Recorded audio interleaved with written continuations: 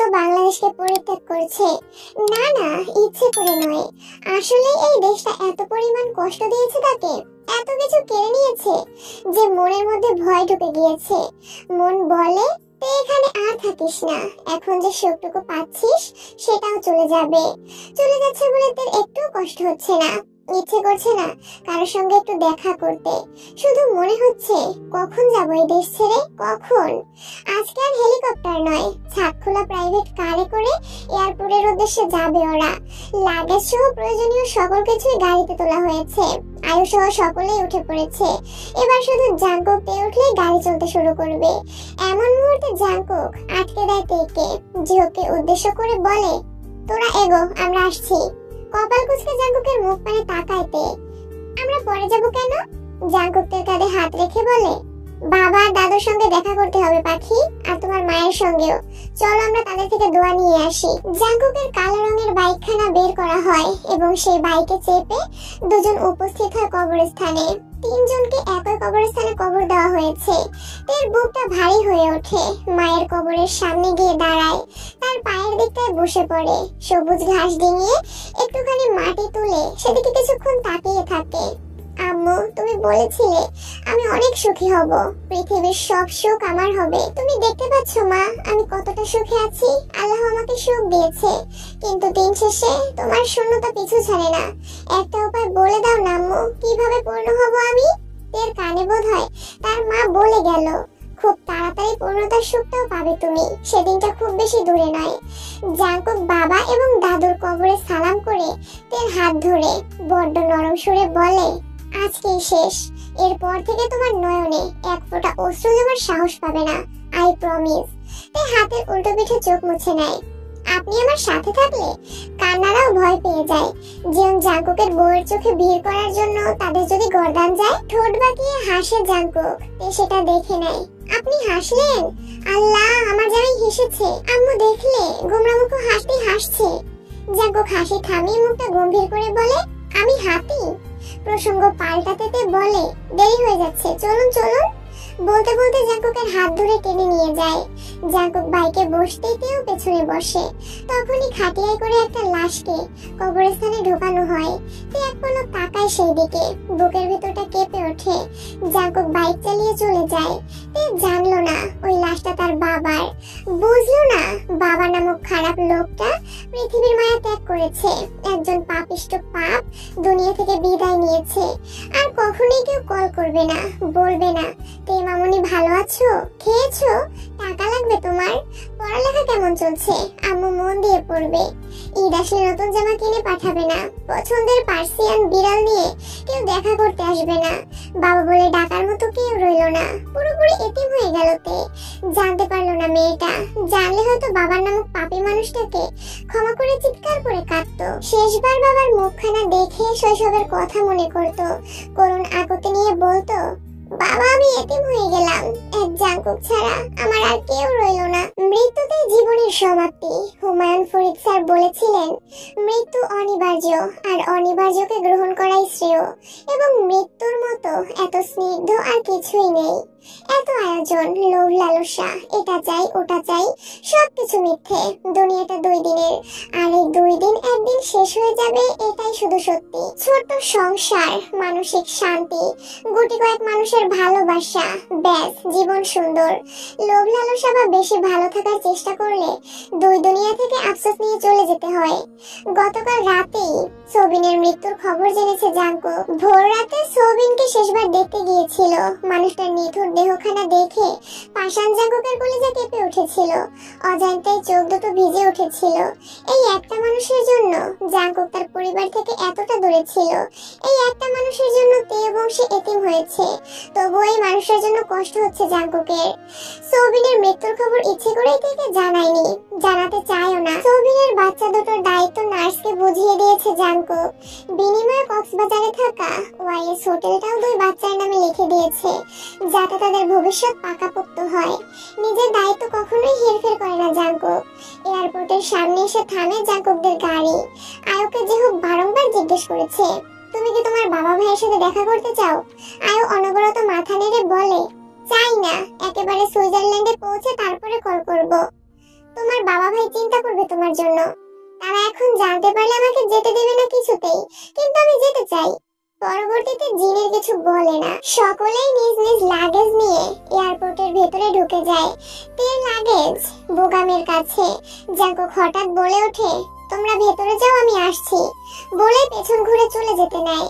আবার কি মনে করে থেমে যায়, তার সামনে এসে দাঁড়ায়, তার দুগালে হাত রেখে বলে, আই এম সরি পাখি, I am really very sorry, trust me, আজকের পর থেকে এক ফোঁটা দুঃখ তোমায় স্পর্শ করতে পারবে না।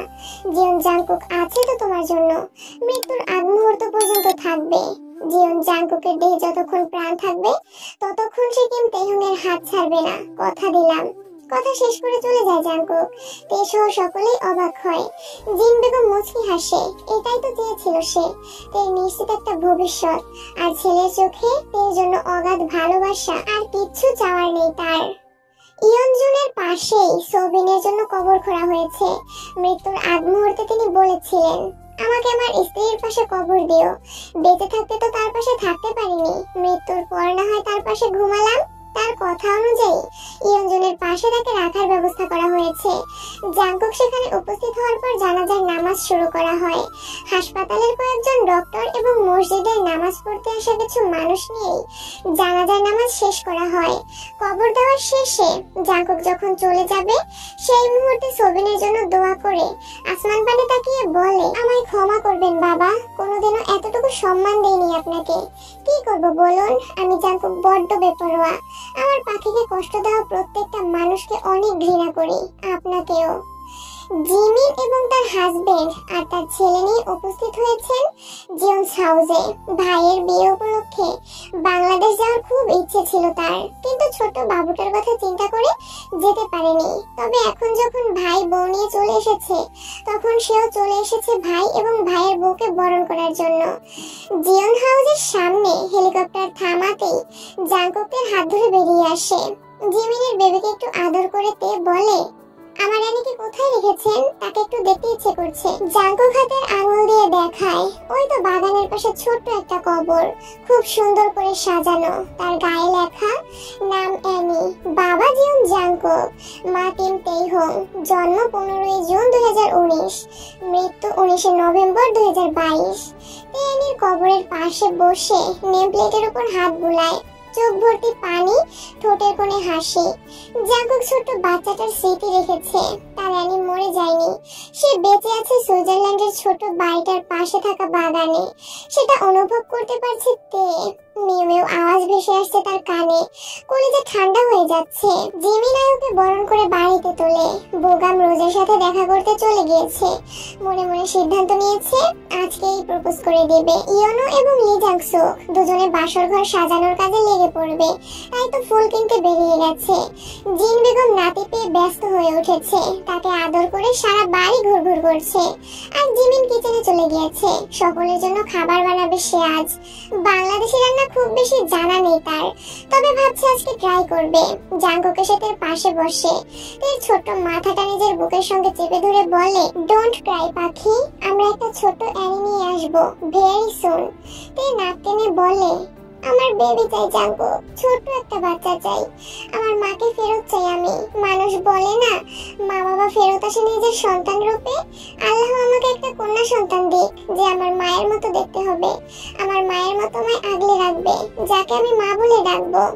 জাঙ্কুক চুমু খায় তের মাথায়, আঙুলের ভাঁজে আঙুল ডুবিয়ে বলে, সব হবে পাখি, আমি আছি তো, তাড়াতাড়ি হতে হবে, আমার আর দেরি সহ্য হচ্ছে না। জাঙ্কুক তের কানের লতিতে ঠোঁট ছোঁয়ায়, একটু রোমান্টিক মুডে থাকলে তো উল্টাপাল্টা ডান্স শুরু করে দাও, বেবিটা আসবে কোথা থেকে, তার জন্য প্রসেসিং শুরু করতে হবে তো। লজ্জা পেল না তে, বরং চোখ পাকিয়ে তাকায় জাঙ্কুকের মুখ পানে। জাঙ্কুক মৃদু হেসে ফট করে চুমু খেয়ে নেয় তার শুষ্ক ওষ্ঠে। পিছন থেকে জেহব বলে ওঠে, আমি কিচ্ছু দেখিনি, আব্বা যে আম্মাকে চুমু খাচ্ছিল সেটা আমি দেখিনি। বোগাম তুই শুনলি, আমি কিন্তু দেখিনি।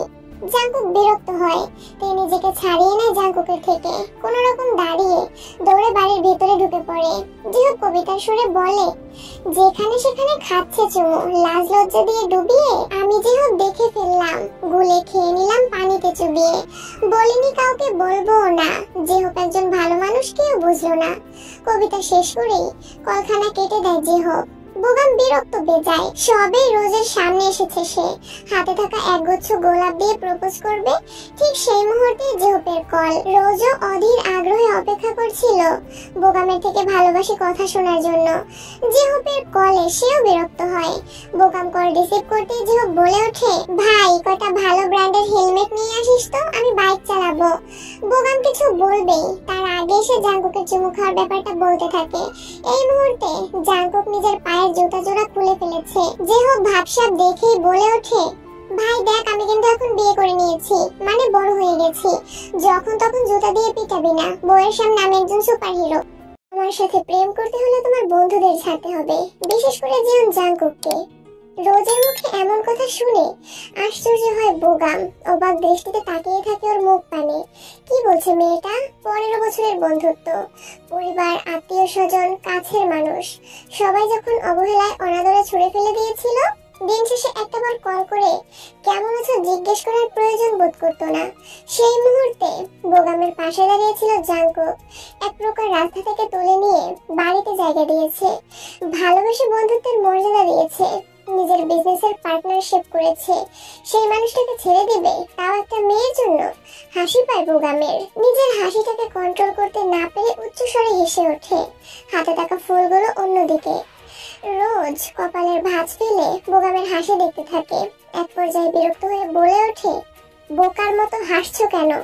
হাসি থামিয়ে মুখটাকে গম্ভীর করে বোগাম বলে ওঠে, আমাকে যদি আজরাইল এসে বলে জাঙ্কুককে ছেড়ে দাও, না হলে আমি তোমার জান কবজ করে নিব, আমি স্বেচ্ছায় মৃত্যুকে গ্রহণ করব, তবুও জাঙ্কুককে ছাড়বো না। জাঙ্কুক জাঙ্কুক করে নিজের জীবনটাকে তো শেষ করে দিচ্ছ। কি পাচ্ছ তুমি? যে জাঙ্কুক গোটা বিশ্বের কাছে পরিচিতি লাভ করছে, তার বিজনেস বলে বলে বড় হচ্ছে, এখানে কি তোমার অবদান নেই? জাঙ্কুক কি একাই নিজের বিজনেসটা দাঁড় করিয়েছিল? করেনি তো। তুমি লিজাংসুক জেহপ ইউনো সবারই ক্রেডিট রয়েছে, কিন্তু তোমাদের নাম কোথায়? কজন মানুষ চেনে তোমাদের? যেমন জাঙ্কুক টিস্যুর মতো ইউজ করছে তোমাদের। বোগাম হাসে, আসমান পানে তাকিয়ে বলে ওঠে, পরিবারের কাছে বড় হয়েছো, বাবা মায়ের ভালোবাসা পেয়েছো, তাই কখনো বুঝতে পারো না একাকিত্বের কষ্ট।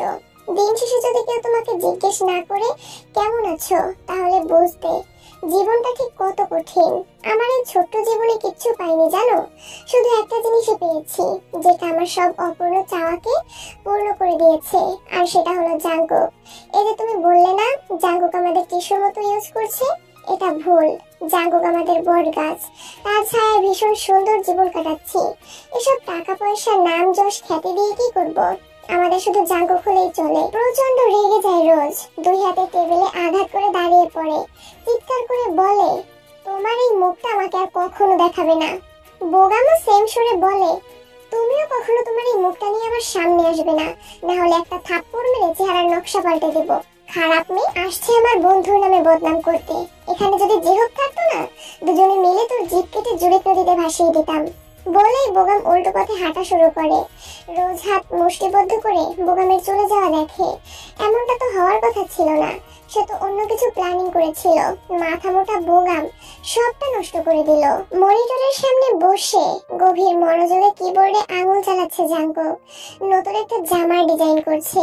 বড় বড় চুলগুলো এলোমেলো, চোখে চিকন ফ্রেমের চশমা, দাঁত দিয়ে নিচের ঠোঁটটা চেপে ধরে রেখেছে। অদ্ভুত সুন্দর দেখাচ্ছে তাকে। দরজার সামনে দাঁড়িয়ে এক দৃষ্টিতে তাকিয়ে আছে জাঙ্কুকের মুখ পানে। তার কোলে জিমিনের ছোট বাবুটা। জিমিন বাবুকে তার কোলে দিয়ে রান্না বান্নায় ব্যস্ত হয়ে পড়েছে। এমনিতে তো তার বাচ্চা ভীষণ পছন্দের, আর জিমিনের বাচ্চাটা হচ্ছে গুলোমুলো ছোট্ট পুতুল। ধবধবে ফর্সা মাথার, চুলগুলো সোনালি রং, কি যে কিউট দেখায় তাকে। গালগুলো একেবারে রসগোল্লার মতো। তে তো চুমু খেতে খেতে গালটাকে লাল করে ফেলেছে। পাখি কাম হেয়ার। জাঙ্কুকের গম্ভীর স্বরের ডাকে তে চমকায়। কি করে বুঝলো লোকটা? বাবু তো একটুও শব্দ করেনি। তের প্রশ্নের উত্তর দিয়ে জাঙ্কুক বলে ওঠে, তোমার উপস্থিতি আমি বুঝতে পারি। তুমি শরীরে অদ্ভুত একটা স্মেল নিয়ে ঘোরো, যেটা আমাকে পাগল করে তোলে। তে মুখ বাঁকিয়ে এগিয়ে আসে। জাঙ্কুকের সামনে দাঁড়াতেই ছোট বাবুটা ফোকলা তাতে খিলখিল করে হেসে ওঠে। হাত বাড়িয়ে দেয় কোলে যাওয়ার জন্য। জাঙ্কুক ভ্রু কুঁচকায়। সে কখনো জিমিনের বাচ্চাকে কোলে নেয়নি, তাও বাচ্চাটা তাকে চিনল কি করে? দেখছেন ও আপনার কোলে যেতে চাচ্ছে, একটু কোলে নিলে কি হয়? জাঙ্কুক মনিটরে চলতে থাকা ভিডিওটি পজ করে, তারপর বাবুকে কোলে তুলে নেয়। অদ্ভুত ভাবে তার বুকের ভেতরটা শীতলতায় ছেয়ে যায়। ইচ্ছে করে টুস করে চুমু খেয়ে নিতে বাচ্চাটার নরম গালে। নিজের ইচ্ছেকে দমিয়ে রাখে না জাঙ্কুক, ঠোঁট দাবিয়ে চুমু খায়। বাচ্চাটা যেন আরো মজা পেল। সেও দুহাতে চেপে ধরে জাঙ্কুকের দুই গাল, যেন সেও চুমু খেতে চাচ্ছে। বাবুর কাণ্ড দেখে তে খিলখিল করে হেসে ওঠে। গোলুমোলু বাচ্চাটাকে জাঙ্কুকের এক পায়ের উপর দিয়ে সেও কোলের মধ্যে জায়গা করে নেয়।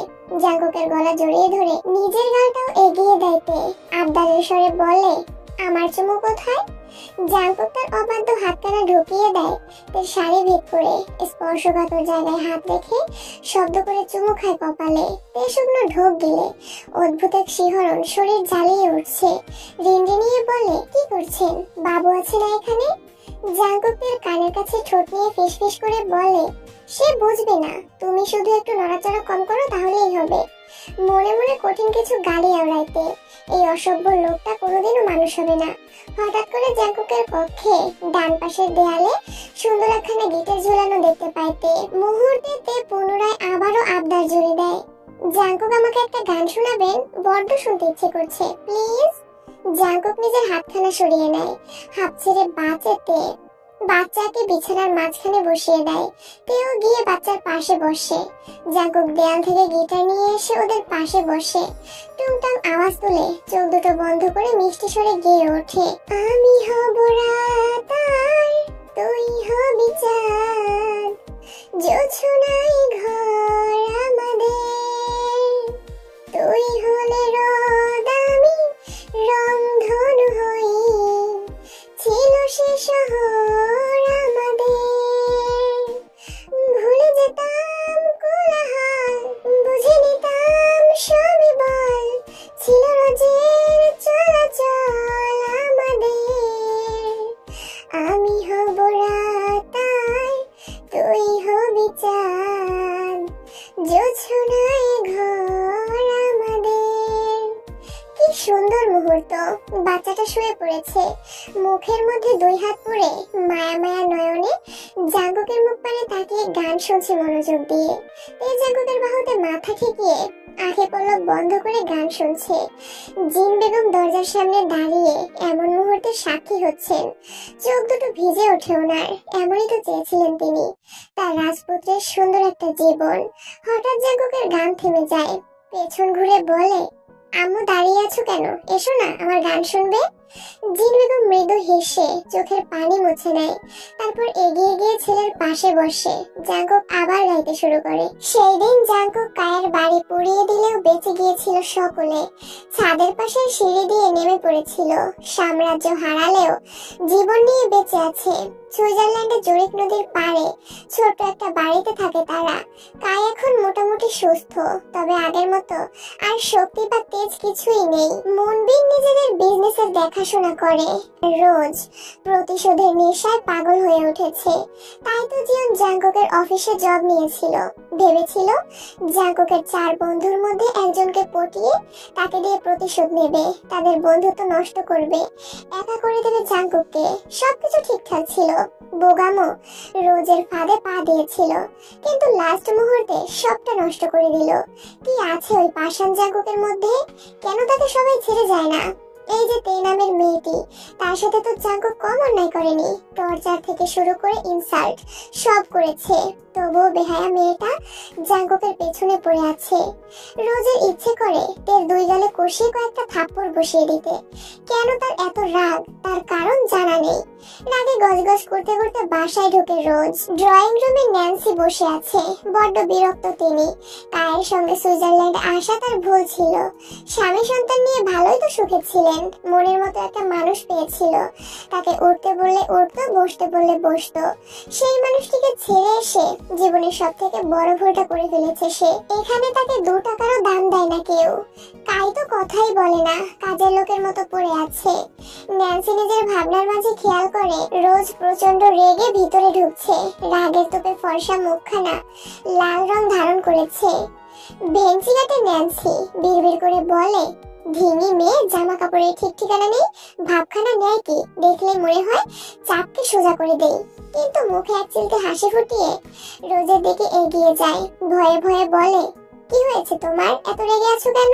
রোজ ভ্রু কুঁচকে ন্যান্সির দিকে কিছু মুহূর্ত তাকিয়ে থাকে, তারপর চোখ মুখ স্বাভাবিক করে বলে, এই যে আপনি পরিবার ছাড়া হলেন, আপনার সন্তানদের থেকে দূরে চলে আসলেন, এসব কার জন্য? জিয়ন জাংকুকের জন্য। আপনার ইচ্ছে করে না প্রতিশোধ নিতে? ন্যান্সি মৃদু হেসে জবাব দেয়, সব আমার জন্য। আমি না চাইলে এসব কিছুই হতো না। সব ভুল আমার। অতি লোভে তাঁতি নষ্ট, বাংলা একটা প্রবাদ আছে, আমার হয়েছে সে অবস্থা। ন্যান্সি বেগমের কথা শুনে রোজের রাগ তরতর করে বেড়ে যায়। ধাক্কা দিয়ে ফেলে দেয় ন্যান্সি বেগমকে, চিৎকার করে বলে, এই খারাপ মহিলা, তুই এক্ষুনি আমার বাড়ি থেকে বেরিয়ে যাবি। তোকে এক মুহূর্ত এখানে দেখলে খুন করে ফেলবো আমি। ফ্লোরে মুখ থুবড়ে পড়ে যায় ন্যান্সি। দুই হাতের কোনোতে প্রচন্ড ব্যথা পায়। মৃদু স্বরে আর্তনাদ করে ওঠে। কোনো মতে উঠে দাঁড়িয়ে দৌড়ে নিজ কক্ষে ঢুকে পড়ে। দরজা আটকে হাউমাউ করে কেঁদে ওঠে। নিজের বাচ্চা দুটোর মুখটা বড্ড মনে পড়ছে। কোথায় আছে ওরা? ওরা কি করছে? মায়ের কথা কি ভুলে গেছে? মায়ের জন্য কাঁদে ওরা। সাধারণত ভাত মাছ সব বাঙালি খাবারগুলো ইগনোর করে জাংকুক। শেষবার কবে ভাত খেয়েছিল মনে নেই। আজকে খাবার টেবিল ভর্তি বাঙালি খাবার সাজানো। সাদা চালের ভাত, চিংড়ি মাছের মালাইকারি, সর্ষে ইলিশ, ইলিশ মাছের পাতুরি, বোয়াল মাছ ভুনা, ডিমওয়ালা ট্যাংরা মাছ, আলু বেগুন দিয়ে ঝোল, মুরগির মাংস, গরুর মাংস, কালো জিরে ভর্তা, লাল মরিচ ভর্তা, চাপা শুটকি ভর্তা, বেগুন ভর্তা, আলু ভর্তা আর টাকি মাছ ভর্তা। যে হোক বোগাম ইয়োনো লিজাংসুক ইতিমধ্যে নিজেদের চেয়ার দখল করে বসে পড়েছে। যেহেতু কবিতার সুরে বলেই ফেলে, বহুদিন হলো খাই না ভালো খাবার। জিমিন আপু তুমি এসো আবার, আমাদের বাড়িতে করে দিও রান্না, ভালোবেসে ডাকবো তোমায় ভজহরি মান্না। জিমিন মৃদু হেসে জিহপের প্লেটে ভাত বেড়ে দেয়। আয়ু এক কোণায় দাঁড়িয়ে আছে। সে জিমিনের সাথে রান্নায় সাহায্য করেছে। মূলত যত ভর্তার আইটেম রয়েছে সব আয়ুর বানানো। সকলেই খাওয়া শুরু করে দিয়েছে। হাজারখানা প্রশংসার বুলি আওড়াচ্ছে। জাংকুক শুধু চুপচাপ বসে আছে। আসলে সে বুঝতে পারছে না কি খাবে। তে বাচ্চাকে কোলে নিয়ে এদিক ওদিক হাঁটাহাঁটি করছে। বাচ্চাটি ঘুমোবে, তাকে ঘুম পাড়ানোর চেষ্টা মাত্র। হঠাৎ করে তে খেয়াল করে জাংকুক খাচ্ছে না। সে এগিয়ে গিয়ে বলে, কি ব্যাপার নাট সাহেব, খাচ্ছেন না কেন? বাঙালি খাবার মুখে রুচে না বুঝি? খানিকটা মজার স্বরে বলে তে। জাংকুক চোখ পাকিয়ে তাকায়। তাতে থোড়াই কেয়ার করলো তে। ভালো খাবার ভালো মানুষের মুখে রোচে না মা, তাকে বরং একটু আলু সিদ্ধ করে দাও, সাথে একটু একটু চিকেন ভাজা। বিশ্বাস করো মা, ওইসব ঘাস পাতা খেতে খেতে নাড়ি ভুড়িতে জং ধরে গেছিল। বহু বছর পরে এমন ভালো ভালো খাবার পেয়ে মনটা খুশি হয়ে গেল। ভাইয়া ম্যাশ পটেটো বানিয়ে দেব? জাংকুক নিজের প্লেটে অল্প ভাত নিতে নিতে বলে, no need, I will manage. জিহুক বলে ওঠে, ভাই এটা বিজনেস ডিল নয় যে তুই ম্যানেজ করবি, এটা হচ্ছে খাবার, মুখে পড়ে ডপাডপ খেতে হবে। জাংকুক জিহুকের কথায় মনোযোগ দেয় না। এক টুকরো ইলিশ মাছ নিয়ে সেটা খাওয়ার চেষ্টা করে, কিন্তু কাঁটা বেছে উঠতে পারে না। একটা মাছের এত কাঁটা কেমনে থাকে, এটাই তো বুঝতে পারছে না জাংকুক। বিরক্ত হয় সে, চোখ মুখ কুঁচকে বলে ওঠে, আম্মু কাঁটা বেছে দাও।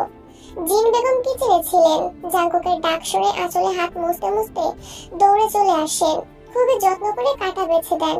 তে বলে ওঠে, মাম্মাস বয়, একটু লঙ্কা বাটা খেয়ে দেখুন, ভীষণ মজা। না না, এটা ভাইয়া খেতে পারবে না, ঝালে অ্যালার্জি আছে ওর। হ্যাঁ হ্যাঁ, এটা ছেড়ে দিক মা, তুমি বরং অন্য কিছু খেতে বলো। কি আর বলবো, যে খেতে পারে না তাকে কি আর খাওয়ানো যায়? ঠিক আছে মা, তুমি বরং আরেক টুকরো মাছের কাঁটা ছাড়িয়ে দাও। জাংকুকের মুখ পানে তাকিয়ে একটুখানি লঙ্কা বাটা প্লেটে তুলে নেয়, তারপর ভাতের সঙ্গে মুখে পুরে নেয়। প্রচন্ড ঝালে চোখ দুটো লাল হয়ে ওঠে, কান দিয়ে যেন গরম ধোঁয়া বেরোচ্ছে। তে শুকনো ঢোক গিলে জিন বেগম দৌড়ে কিচেনে চলে যায় মিষ্টি আনতে। জাংকুক দুবার মুখে পুরেই প্লেটে হাত ধুয়ে ফেলে, তারপর বড় বড় পা ফেলে নিজ কক্ষে চলে যায়। জিন তের কোল থেকে বাচ্চাকে নিয়ে নেয়, তারপর বলে, জলদি মিষ্টি নিয়ে রুমে যাও। যে হোক মুখ ফসকে বলে ওঠে, মিষ্টি নিতে হবে না, শুধু মা গেলেই। বাকিটা শেষ করার আগে আয়ু জিহপের মুখ চেপে ধরে। বোগাম বিরক্ত স্বরে বলে ওঠে, খারাপ জিহপ, মেশিন বুঝি চলাচল শুরু করে দিয়েছে, নড়ে চড়ে? আরে না, নড়লে চলে আয়ু কি আর এখানে থাকতো?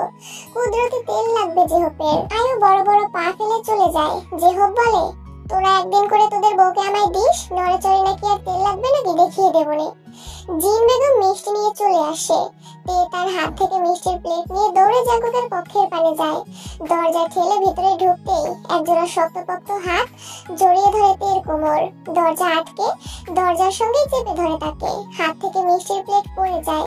জাঙ্কুক দুই হাতে শূন্য তুলে ফেলে তেকে নিজের মুখোমুখি করে ওষ্ঠজোড়া দখল করে নিজের ওষ্ঠের ভাঁজে। ছটফটিয়ে ওঠে তে, চোখের কর্নিশ বেয়ে দুফোঁটা অশ্রুকণা বেরিয়ে পড়ে।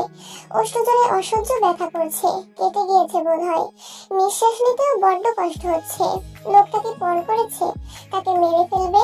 নিজের হাত দুটোতেও শক্তি কমে গেছে। কোনো মতে জাঙ্কুকের থেকে নিজেকে ছাড়াতে সক্ষম হচ্ছে না। পিটপিট করে চোখ খুলতেই নজরে পড়ে জিয়ং জাঙ্কুকের লাল লাল বিলাই আঁখি পল্লব। বুকের ভিতরে ধপ করে ওঠে তার। এমনিতেই লোকটার নর্মাল দৃষ্টির মধ্যেই কিছু একটা রয়েছে যা প্রতিনিয়ত চুম্বকের মতো টানে তেকে। আর এই লাল লাল দৃষ্টির মধ্যে তো প্রচন্ড বাজে ড্রাগস রয়েছে। এর মনে পড়ে সেই পুরনো বেপরোয়া জিয়ং জাঙ্কুককে। ও তো কিছুদিনের জন্য ভেবেই নিয়েছিল জাঙ্কুক বোধহয় পরিবর্তন হয়ে গেছে। বেপরোয়া ভাবটা আর নেই, শান্ত নদীর পানির মতো ঠান্ডা হয়ে গেছে। বলা বাহুল্য এই বেপরোয়া জাঙ্কুককে বড্ড মিস করছিল তে। তবে এই মুহূর্তে মনে হচ্ছে শান্ত জাঙ্কুকই তো ভালো ছিল। বেপরোয়া জাঙ্কুক বড্ড পাষাণ, ভীষণ নির্লজ্জ আর বাজে। বাইরে থেকে জিহপের কণ্ঠস্বর ভেসে আসে। সে দরজায় টোকা দিতে দিতে বলছে, আব্বা ঝাল কমেছে তোর, আমি মিষ্টি এনেছি, দরজা খোল। বিরক্ত জাঙ্কুক ছেড়ে দেয় তের ওষ্ঠ। মেয়েটা যেন হাঁপ ছেড়ে বাঁচলো। হা করে জোরে জোরে শ্বাস টানতে থাকে। জাঙ্কুক জিহপের উদ্দেশ্যে বলে, don't disturb J-Hope, I am busy now. J-Hope কি বুঝলো কে জানে, তবে কবিতার সুরে বলে, আব্বা আমার বড্ড ব্যস্ত, খেলছে পিরিতের হাডুডু। ও আমার প্রিয়তমা আয়ু, চলো আমরাও খেলি লুডো। চলে যায় জিহপ। জাঙ্কুক ফোঁস করে শ্বাস টেনে তের মুখ পানে তাকায়। নিচের ঠোঁটের বাঁ পাশের কিছুটা অংশ কেটে গিয়েছে, সেখান থেকে রক্ত গড়াচ্ছে। হাতের বুড়ো আঙুল দিয়ে রক্ত মুছে দেয় জাঙ্কুক। তারপর আবার চুমু খাওয়ার উদ্দেশ্যে এগোতে নিলেই তে ভয়ানক স্বরে বলে ওঠে, না প্লিজ। জাঙ্কুক ভ্রুকুচকে তেকে নিচে নামায়। দুই হাতে কোমর জড়িয়ে ধরে বলে, কি না? তে শুকনো ঢোক গেলে রিনরিনিয়ে বলে, চুমু আর না, কারণ ব্যথা পাই। So what? তে কপাল কুঁচকে তাকায় জাঙ্কুকের মুখ পানে। জাঙ্কুক তাকে কোলে তুলে নিয়ে বলে, লাভস মানি পেইন। বরের আদরে একটু ব্যথা লাগে, সহ্য করে নিতে হয় পাখি। বলতে বলতে তেকে বিছানায় ফেলে দেয় ঠাস করে। আপনি এমন কেন? এমনই আমি, সব মেনে নিব, কিন্তু রোমাঞ্চের সময় ঢং মানব না। মুভি দেখতে দিয়েছিলাম না, দেখেছিলে? শিখেছো ওরা কিভাবে কোঅপারেট করে? তে জবাব দেয় না। জাঙ্কুক বুঝে যায় বেয়াদবটা মুভি দেখেনি। তাই সে টি টেবিলের উপরে থাকা ল্যাপটপখানা বিছানায় আনে। দু আঙুলে কিবোর্ড চেপে 50 Shades of Grey মুভিখানা প্লে করে। তে চলে যাবে বলে উঠে বসে। সঙ্গে সঙ্গে জাঙ্কুক ধমক দিয়ে বলে, এক পা নড়লে সারা রাত। ব্যাস, শুকনো ঢোক গেলে চুপচাপ বসে থাকে তে। মনে মনে হাজারখানা বকা দিতে থাকে বেয়াদব লোকটাকে। আর যে নিয়ে জাঙ্কুকের কক্ষে উপস্থিত হয়েছে তার 4 বন্ধু। গভীর মনোযোগ দিয়ে ল্যাপটপের স্ক্রিনে তাকিয়ে থাকা জাঙ্কুক বন্ধুদের দেখে ল্যাপটপের শাটার বন্ধ করে। দুই ভ্রু আড়াআড়ি ভাবে কুঁচকে ভীষণ গম্ভীর স্বরে বলে ওঠে, কি চাই? বোগাম গোমরা মুখে জাঙ্কুকের পাশ ঘেঁষে বসে। জেহব ইয়োনো লিজাংসুক জাঙ্কুকের পায়ের কাছে ফ্লোরে বসে পড়ে। মুখ খুলে জেহব কবিতার ভঙ্গিমায় বলে ওঠে, বয়স গেছে 30 ছাড়িয়ে, যৌবন উঠেছে জেগে, মন থাকতে চায় না একলা ঘরে, একটা বউ লাগবে বোগামের। বোগাম অনবরত মাথা নেড়ে সম্মতি প্রকাশ করে, মানে তার বউ লাগবে। জেহব ফোঁস করে শ্বাস টেনে বলে, যদিও আমি জানি ওর বউ বেশি দিন টিকবে না। আরে ভাই, মেয়ে মানুষ হচ্ছে পুরুষের দেহ পাগল, তাদের টাকা পয়সা দিয়ে ভরিয়ে রাখলেও থাকতে চায় না শুধু না। মানে কিন্তু বোগামের মেশিন তো দুর্বল, চলতে চলতে হঠাৎ থেমে যায়। বোগাম তাতে দাঁত চেপে বলে, ওই দিন তুই আসছিলি না আমার কাছে, তারপর মেশিনের পাওয়ার দেখিয়ে দিয়েছিলাম। জিহব নাক মুখ কুঁচকে বলে, ছি শালা, তোর কথা ইঁদুর মারা গন্ধ আসছে, চুপ থাক। তোরা একটু চুপ থাক, বোগামকে বলতে দে। জাঙ্কুক পুনরায় ল্যাপটপের শাটার অন করে। তার বোঝা হয়ে গেছে বাদরের দল ফালতু কথা বলে সময় নষ্ট করতে আসছে শুধু। জাঙ্কুককে কাজে মনোযোগী হতে দেখে জিহব আবার বলে ওঠে, বোগাম একটা মেয়ে আছে, দেখতে সুন্দরী, বিরিং বিরিং করে হাঁটে, ডাগর ডাগর চোখ, আবার বিজনেস ওম্যান, বিয়ে করবি? বোগাম উত্তেজিত হয়ে বলে, কস কি মামা, নাম কি মেয়ের? শারমিন শিলা। মাশাআল্লাহ মাশাআল্লাহ, নাম তো সুন্দর, দেখতেও সুন্দর, সব দিক থেকে পারফেক্ট। ভালো গাইতে পারে, গিটাং গিটাং নাচতে পারে, কবিতা বলতে পারে, টিকটক করতে পারে, আবার তার পার্লারও আছে, ভালো সাজাতেও পারে, বগল থেকে শুরু করে পায়ের পাতা পর্যন্ত সবটা ফেসিয়াল করতে পারে। ভাই, ইয়োনো এবং লিজাংসু গালে হাত দিয়ে জেহপের কথা শুনছে। জাঙ্কুকও মনোযোগ দেয়। বোগাম ঠোঁটের কোণে চওড়া হাসি ফুটিয়ে বলে ওঠে, এত ভালো মেয়ে কি আমায় বিয়ে করবে? কোন দেশে থাকে সে? আলবাত বিয়ে করবে। আমার বন্ধুকে কম সুন্দর নাকি? খালি পাখিটা একটু ছোট, তাছাড়া একেবারে হ্যান্ডসাম। কুদরতি তেল মাখিয়ে পাখিও বড় করে দেবনি। প্রশংসা শুনে বোগাম একটু লজ্জা পেল, দাড়িতে হাত বুলিয়ে বলে, যা কি বলিস? ইয়োনো বলে ওঠে, বাই এনি চান্স তুই কি ক্রিম আপার কথা বলছিস? হ্যাঁ, ইয়োনো দিন দিন বুদ্ধিমান হয়ে যাচ্ছিস। যা ভাই, তোরে তাড়াতাড়ি বিয়ে করাই দেবনি। শালা শয়তান, আর কোনো মেয়ে পেলি না? ওই বুইরা। বাকিটা শেষ করার আগে জাঙ্কুক হেসে ওঠে, এক হাত চোখের উপর রেখে শব্দ করে হাসতে থাকে। চার বন্ধু হা করে জাঙ্কুকের মুখ পানে তাকিয়ে থাকে। কি সুন্দর দেখায় তাকে হাসলে, একেবারে কলিজা ঠান্ডা হয়ে যায়। বোগামের ভীষণ রাগ হয়েছিল, কিন্তু জাঙ্কুকের হাসি দেখে সব রাগ গলে পানি হয়ে যায়। সে দুহাত বাড়িয়ে জাপটে জড়িয়ে ধরে জাঙ্কুককে। জিহুপো নিজের জায়গা ছেড়ে এসে জড়িয়ে ধরে। ইয়োনো এবং লিজাংসুকো যায়। পাঁচ বন্ধু কতক্ষণ জড়িয়েছিল জানা নেই, তবে যখন আয়ু চায়ের ট্রে নিয়ে কক্ষে প্রবেশ করে তখনই তারা আলাদা হয়, আবারও নিজেদের জায়গায় এসে বসে। আয়ু হেসে এগিয়ে আসে, চা এনেছি সবার জন্য, আর ভাইয়ের জন্য এনেছি ব্ল্যাক কফি। আয়ু সবার আগে জাঙ্কুকের দিকে কফির মগটা এগিয়ে দেয়। জাঙ্কুক সেটা হাতে নিতে নিতে বলে, একটা কাজ করতে পারবে আয়ু? অবশ্যই পারবো, আপনি শুধু একবার বলুন। রোজ নামের একটা মেয়েকে বোগাম পছন্দ করে, ওই মেয়েটার বাড়িতে যেতে হবে তোমায়। বোগাম সাথে সাথে বলে ওঠে, আমি ওই কালনাগিনীকে বিয়ে করতে চাই না, নতুন মেয়ে খোঁজ আমার জন্য। জাঙ্কুক কফির মগে চুমুক দিতে দিতে বলে, ওই মেয়েটাকেই তোর বিয়ে করতে হবে।